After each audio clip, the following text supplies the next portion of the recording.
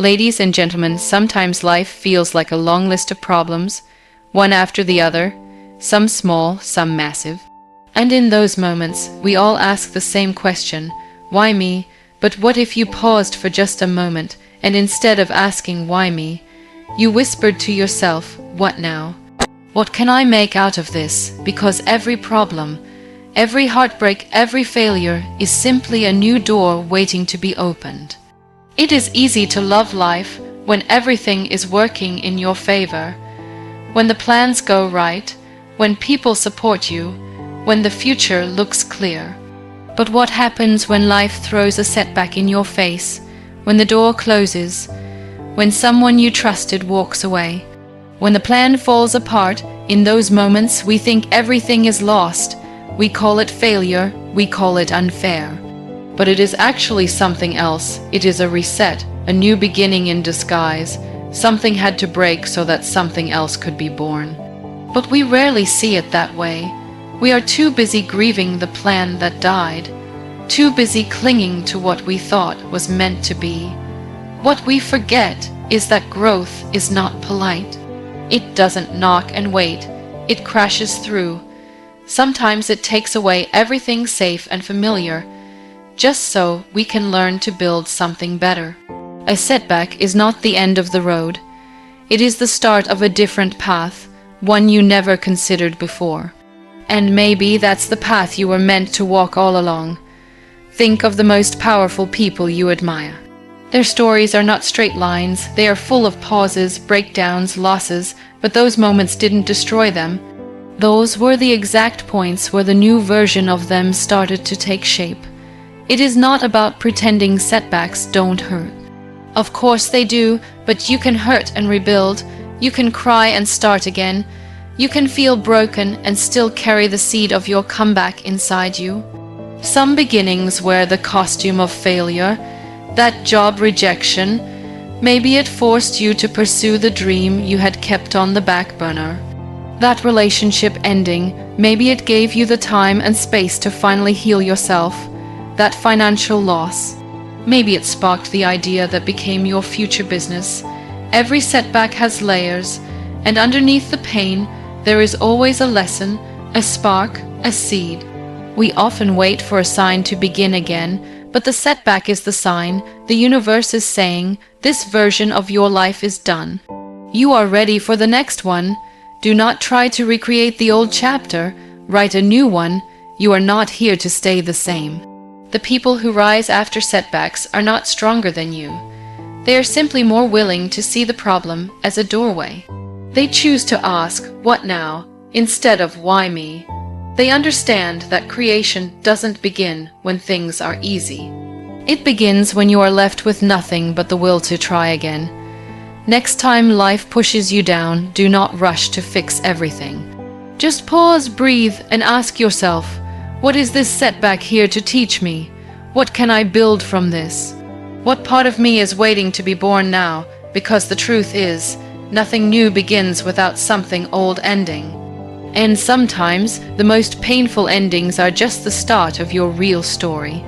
Discomfort is not something we chase, it is something we try to avoid at all costs. We design our lives around comfort, comfortable routines, familiar people, predictable outcomes. We want safety, we want peace, and there is nothing wrong with that. But what we forget is that all the things we are proud of, all the things we remember, all the things that truly changed our lives, they were born from discomfort. That feeling of unease, of not knowing what comes next, of standing at the edge of something unfamiliar, that is the space where growth begins and creativity comes alive. When you feel comfortable, you stay still. You do not question things. You follow the script. But when life makes you uncomfortable, when things stop working, when people disappoint you, when your plans fall apart, that is when your brain starts to move. That is when your heart starts to open. You begin asking different questions. You begin imagining different outcomes. You begin creating, not because you wanted to, but because you had to. Innovation does not come from sitting in a perfect room with perfect answers. It comes from messy questions. It comes from restless minds and broken systems and people who are tired of waiting. Most of the breakthroughs in this world came from people who were frustrated, people who were stuck, people who were told no too many times. That discomfort became their fuel. It pushed them into a new way of thinking. It forced them to find a door where everyone else saw a wall. Think about your own life. The things you are most proud of, did they come to you easily? Or did they arrive after nights of doubt, after you failed and got up again, after you sat in silence wondering if you were even good enough? That discomfort, that ache in your chest, that tightness in your stomach, that was not weakness. That was the sound of something new trying to be born inside you. We are taught to chase success, but no one tells us that success is usually hiding behind discomfort. It is in the tough conversation you do not want to have. It is in the new skill you are afraid to learn. It is in the decision you keep postponing because it scares you. But until you step into discomfort, you will keep walking in circles. You will keep repeating the same day with a different date. Discomfort is not your enemy, it is your invitation. It is life's way of pulling you into the next chapter. And the longer you avoid it, the longer you delay your growth. Growth does not ask for your permission. It demands your surrender. It asks you to stop pretending that you have it all figured out. It asks you to trust the process even when you do not understand it. The most creative people in the world are not fearless. They just learned how to be friends with discomfort. They stopped waiting for the perfect moment. They chose to show up when it was awkward, when it was new, when it felt uncomfortable. And that made all the difference. You cannot create something new if you are always clinging to what is safe. You cannot move forward if you are always looking back. Sometimes discomfort is just a sign that you are alive, that you are trying, that you are about to break into a new version of yourself. You do not have to be ready. You just have to be willing to sit in the unknown long enough for something powerful to emerge. Pain is something we all run from. We cover it up, distract ourselves, pretend we are fine, move on too quickly, or bury it so deep that we forget where we placed it. But pain does not disappear just because we ignore it. It waits, it lingers, and if we pay attention, it can become something else entirely. Pain has a strange way of clearing the noise, burning away the unnecessary, and leaving only what truly matters. It strips you down, but it also sharpens you. In the middle of that sharp, uncomfortable ache, there is a chance to reimagine who you are and what you can do.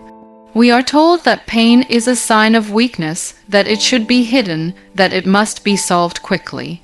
But some pain is not meant to be solved. It is meant to be felt. It is meant to sit with you until it shows you what needs to change. Because pain is honest, it does not lie. It points to what is broken, to what is missing, to what you have been avoiding. It forces you to stop pretending. It forces you to look at your life without the filters. Sometimes pain is the only thing strong enough to break the cycle. You were doing the same thing every day, living a life that was too small for your soul, accepting less than you deserved. Then the pain came. Maybe it was a loss, maybe it was betrayal, maybe it was just a slow realization that something was not right. And suddenly you could not pretend anymore. Suddenly you had to ask yourself, what do I really want? Who am I really trying to become? What needs to end so that something better can begin?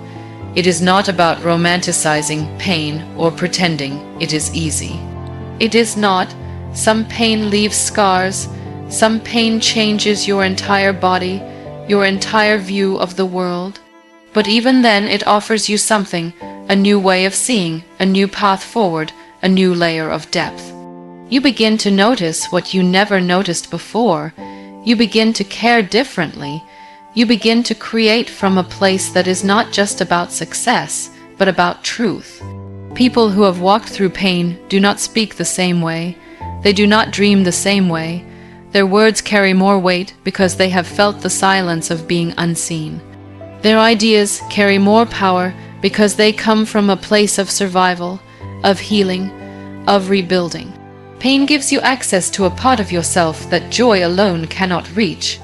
When you are in pain, your imagination becomes a lifeline. You begin to picture something better because staying in the same place is no longer an option. And in that act of imagining, a new version of you begins to form. One that is more resilient, one that is more compassionate, one that understands that creating something new is not just a privilege, it is a necessity. Pain reminds you that life is short, that you do not have time to waste on things that drain your spirit, that your time, your voice, your energy, it matters. And once you feel that kind of urgency, you stop waiting for permission. You stop chasing perfection. You start building. You start expressing. You start becoming, not because everything is fine, but because it is not. And because something inside you refuses to let the story end here. Pain cracks you open, but it also clears the way. It makes room for the real you to rise, and in that rising, you begin to reimagine what is possible. Not just for yourself, but for the world around you. Pain shows you what matters, and once you know that, you cannot go back to who you were before. Growth does not happen in the comfort zone. It never has. When you are surrounded by what is familiar, when your days look the same, when nothing challenges you, you may feel safe, but you are not growing. You are simply surviving, you are repeating, and that may be fine for a while, but deep down, you know there is something more waiting for you. Something that will only appear the moment you step into the unknown. The comfort zone feels warm, but it is also where dreams go to sleep. You do not risk, you do not reach. You tell yourself stories like maybe next year, or I am not ready yet, because staying where you are feels easier. But every time you choose easy, you postpone the version of you that is trying to emerge. Growth begins when you are willing to be uncomfortable. When you take a step into a room where you are not the smartest person, when you say yes to things that scare you, when you admit you do not know yet but you are ready to learn, there is something powerful that happens when you stretch yourself. You become aware of your own resistance. You notice how fear speaks. You catch the excuses you have been making. And instead of running from them, you face them, you listen. You begin to separate your voice from the noise in your head.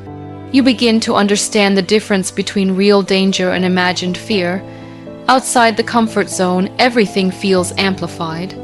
The risk feels bigger, the judgment feels louder, but so does the reward, so does the clarity, so does the confidence. You do not become brave by staying where it is safe. You become brave by choosing movement, by showing up in new spaces, speaking up when your voice shakes, trying again after you fall. Growth is not glamorous, it is messy, it is awkward, it is full of moments where you doubt yourself, where you feel lost, where you wish you could go back. But going back means repeating, and you are not here to repeat. You are here to evolve. You are here to find out what you are truly capable of. And the only way to do that is to cross the line that fear keeps drawing around your life. You do not need to take giant leaps. Growth can begin with a small shift, a conversation you have been avoiding, a decision you have been delaying, a risk that keeps whispering to you at night. Every time you say yes to the unfamiliar, you expand your world. You stretch your limits. You realize you are not as fragile as you thought. That fear did not kill you. That failure did not destroy you. That rejection did not define you. There is a version of you on the other side of fear that you have not met yet. Someone wiser, stronger, more aware, and that version is only waiting for one thing: your willingness to step forward. You will not feel ready. You will not have it all figured out. That is not how growth works. You learn as you go. You get stronger in motion. You build courage by doing. Everything you admire in others was built outside their comfort zones. The courage, the wisdom, the talent, it was shaped in the fire of effort, discomfort, and persistence. You are no different. You have that same potential, but potential means nothing if it is never used. If you always choose what is easy, if you never challenge the life you have settled for, you owe it to yourself to grow beyond your excuses, to move toward the life that scares you a little, because that is usually the life that matters the most. Growth begins when you stop protecting your comfort and start protecting your purpose. When you trade certainty for curiosity. When you let go of control and choose courage instead. No one likes it when the plan fails.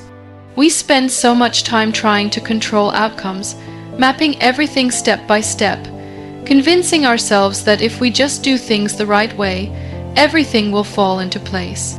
And sometimes it does, but often life does not follow your script. The job you counted on disappears. The relationship you trusted breaks. The project you poured your heart into collapses. And suddenly you are left with silence, with disappointment, with a blank space where the plan used to be. It feels like failure, like you took a wrong turn somewhere, like you are starting over. But that blank space is not the end of your story. It is the beginning of something different, something you never would have created if the plan had gone smoothly. When the plan fails, something unexpected happens. You are forced to think, really think, not just follow a path, but ask if it was even your path to begin with. You start questioning what you wanted and why you wanted it. You begin listening to that quiet voice inside that has been drowned out by deadlines and checklists and other people's expectations. That voice has been waiting for space, and now the failure has given you that space. Creativity does not thrive in a tight box. It needs breath, it needs space to move, it needs disruption. When the plan falls apart, it creates a rupture in your routine. Suddenly you are not on autopilot anymore. You are awake. You are uncomfortable. You are paying attention. And that is where creativity lives, in the tension, in the uncertainty, in the moment where you stop trying to fix the plan and start asking what else is possible. Some of the most powerful ideas are born in these moments, not in perfect conditions, but in broken ones. Not when you feel in control, but when you feel lost. That is when your mind starts to explore, to wonder, to imagine. You start considering options that you never saw before, simply because the old route is no longer available. Necessity opens the door to innovation, pain opens the door to honesty, and failure opens the door to reinvention. The world is full of people who created incredible things not in spite of failure, but because of it. They wrote books after being rejected. They built businesses after losing jobs. They found their purpose after losing their direction. Their creativity did not come after success. It came in the middle of uncertainty, when the old way stopped working, and the only way forward was to build something new. Letting go of the plan is terrifying. It makes you feel like you have nothing to hold on to, but that emptiness is also full of potential.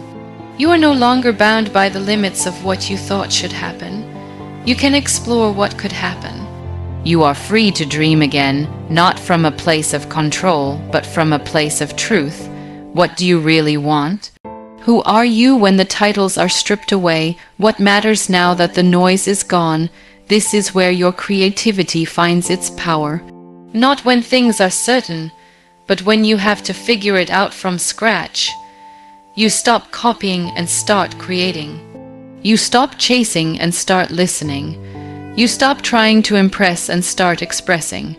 And what comes from that place is more authentic, more real, more aligned with who you are. The failed plan was never a punishment, it was a push. A gentle, sometimes painful push toward the deeper part of yourself that you had forgotten. Toward the idea that had been sitting quietly in the back of your mind. Toward the life that is waiting to be built by your own hands, not by someone else's blueprint. Most people never discover how strong they actually are. Not because they are weak, but because life has not yet demanded that kind of strength from them. Strength is not something you find when things are going your way. It does not show up when everything is calm and predictable. It shows up when you are tested, when everything feels like it is falling apart, when you are standing in the ruins of what you thought would last, and the only thing left is you. That is the moment you meet the version of yourself that was always there, quiet, waiting, hidden under layers of doubt and fear. We do not like hard seasons. We call them unfair, painful, even cruel, but they are also revealing. They show us who we are when there is nothing to hide behind. They strip away the masks. When problems show up, they do not just disrupt our plans. They reveal our patterns. How we think, how we respond, what we believe we are capable of. The problem does not create your strength, it exposes it. The strength was already there, you just did not know it yet. Most people walk through life never tapping into their full capacity. They play small, they stay comfortable, they do not challenge themselves unless they are forced to. And problems do that, they force you. You do not get to avoid the hard thing anymore. You have to face it, you have to adapt, you have to push through, and in doing that, you discover that you are capable of more than you thought. Strength is not loud. It does not always look like confidence or power. Sometimes strength is just getting out of bed when you do not want to. It is telling the truth when lying would be easier. It is starting again when you are tired of beginning. It is asking for help when pride tells you to suffer silently. Strength is not a moment, it is a choice. And problems give you the opportunity to make that choice again and again. You never know how far you can go until you are pushed. And the push almost never feels gentle. It feels like heartbreak, like failure, like betrayal, but hidden in that discomfort is a door. You step through it, and suddenly you are doing things you never imagined, solving problems you thought were too big, holding emotions you thought would break you, leading when you felt lost, healing when you thought you were beyond repair. Some of the strongest people are not the ones who look like they have it all together. They are the ones who have fallen apart and still found a way to keep going. They carry scars, but they also carry wisdom. Because every time life knocked them down, they learned something. About resilience, about patience, about grace, and every time they got back up, they carried a little more of that strength with them. Strength is not about being unshakable. It is about being willing to shake and still keep standing. It is about staying present in the chaos, about breathing through the fear, about not needing to have all the answers to keep moving forward.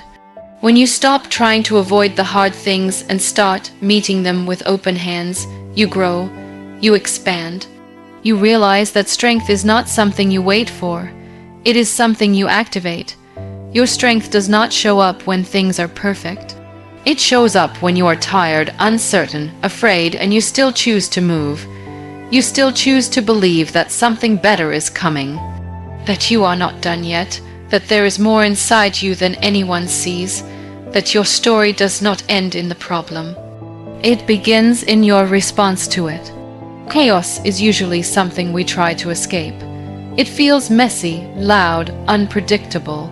It makes us anxious because we are taught that control equals safety.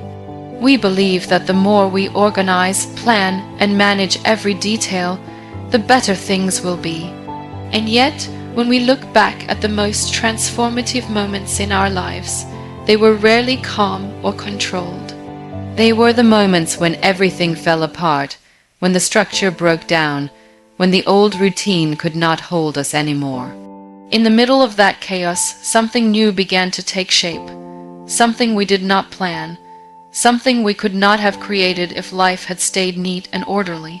Creation needs space, and oddly enough, chaos makes that space. It removes what is unnecessary. It breaks apart what is too rigid. It shakes us out of our habits. When everything is stable, we stick to what we know. We do not experiment. We do not question. We do not innovate.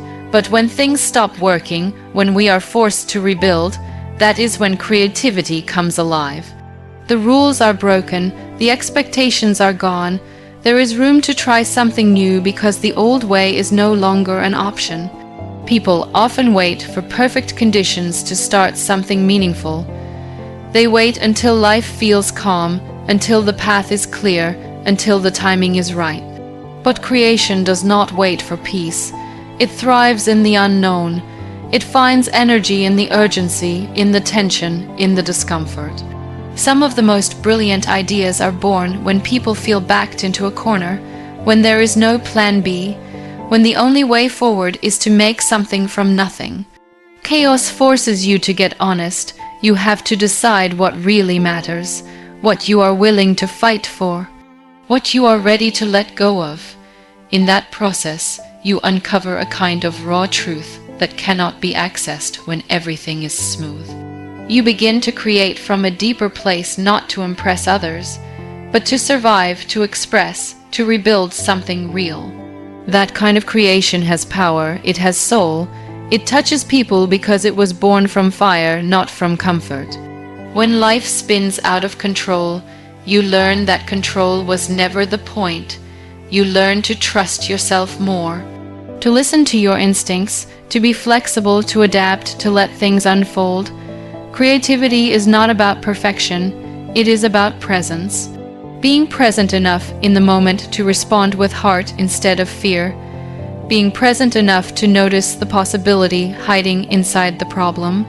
Being present enough to take the next step, even if the path ahead is unclear. Some people avoid chaos their entire lives and wonder why they never built anything meaningful. Others walk straight into the storm, not because they enjoy the struggle, but because they understand what it can produce. They are not afraid of messy beginnings. They are not waiting for certainty. They are creating in real time, with real pain, with real passion. And that is why what they build has impact. You do not need a perfect plan to start creating. You just need to accept that chaos is part of the process. It is not the enemy of creation. It is the spark, the rupture, the fertile ground where something new can grow. When you let go of the need to control everything, you start to find your rhythm in the chaos. You start to trust your own voice more than the noise around you. You start to create not because it is easy, but because you must, because something inside you refuses to be silenced by the storm. Because something inside you knows that even in the mess there is meaning. Even in the fall there is flight. Most people spend their lives searching for answers outside themselves. They read more books, take more courses, follow more people, hoping that someone out there will finally give them the key. The one strategy, the one formula, the one secret that will unlock their potential and fix everything. And yet, no matter how much they consume, something still feels missing. Because the truth is, the solution they are waiting for is not out there. It never was. It is inside them, buried beneath doubt, fear, and the belief that they are not enough. The moment you stop looking outward for permission and begin listening inward for direction, everything changes. Inside you is a compass. It may not speak loudly, it may not always make sense to others, but it knows. It knows what you are drawn to. It knows what you are meant to build. It knows when something feels wrong, even if everyone says it is right. And yet, most people silence that compass. They trade it for validation, for rules, for fitting in. They convince themselves that someone else must know better, but your life is not a copy-paste template. It requires your voice, your vision, your way. You do not need to be perfect to find the answer. You do not need to have everything figured out. You just need to get quiet enough to hear yourself think. Most of the time, it is not clarity we lack. It is courage, the courage to trust our own instincts, the courage to act on our own ideas, the courage to believe that we already have what we need to take the first step. You do not need to be an expert. You need to be honest, honest about what is calling you, honest about what is not working anymore, honest about the truth you are tired of denying, The solution is often simple, but simplicity scares us. It feels too obvious, too personal, too quiet. We are conditioned to think that real solutions must be complicated, must come with a certificate or a logo or a shiny promise. But the real solution is the one that feels like peace, like alignment, like relief. It is the path that asks you to return to yourself, to remember who you were before the world told you who to be. Even in your darkest moments, you still carry that solution. Even when you feel lost, it is still there, waiting for you to listen. The pain you are feeling might be the very thing pointing you toward it. The frustration you cannot shake might be trying to guide you. The idea you keep dismissing might be the one thing you are meant to bring into the world. The solution is not always in the form of a plan. Sometimes it is a shift, a perspective, a decision to stop waiting and start becoming. When you stop outsourcing your power and start trusting your process, you begin to move differently. You stop waiting for the perfect conditions. You stop trying to be like everyone else. You begin creating from a place of truth, not comparison. And what you create from that place has depth, it has energy, it has soul, because it came from within you, not from a checklist, but from a conviction. Every time you doubt yourself, remind yourself that no one has lived your life. No one has felt what you have felt. No one carries your specific blend of insight, experience, and vision. You are not behind. You are not broken. You are not waiting for someone else to save you. You are the solution. You are the idea. You are the beginning of something new. You do not need to know how it will all unfold. You just need to begin. You just need to believe that what is inside you is not only valid, it is valuable, it is needed, it is enough.